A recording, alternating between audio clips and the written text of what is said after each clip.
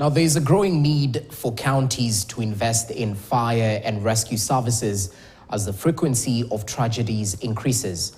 The recent case of Endarasha Hillside Academy in Nyeri County that cost 21 lives being a typical example for why more counties need to set aside resources for emergency services.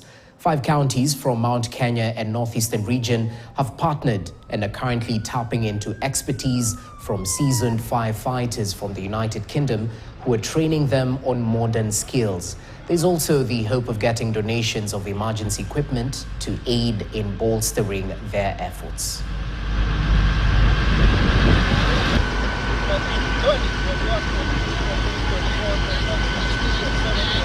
For me, the partnership between Kenya and England is of vital importance, especially between the 2 counties that we are here with today, which are the ones that we have partnered with for the longest amount of time, which is Meru and Tharaka Nithi.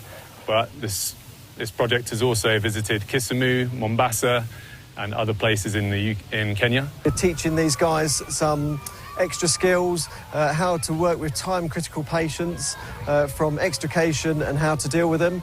We've been teaching the fire service some CPR skills and some airway manoeuvres.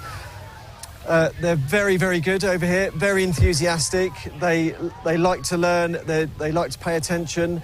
The purpose of my role is to stop the accidents from happening in the first place, so the firefighters and the paramedics aren't worked as hard and to save lives, and to give the responsibility to the community to look after themselves and each other. Fire is a big problem now as a result of rapid urbanization and the growth of our towns and urban areas, municipalities, and it's a devolved function which the excellency governors are trying to find solutions for. All right, that story brings us to the end of today's edition of Weekend at 1. Hope you're adequately informed. My name is Jesse Rogers. Enjoy the rest of your viewing.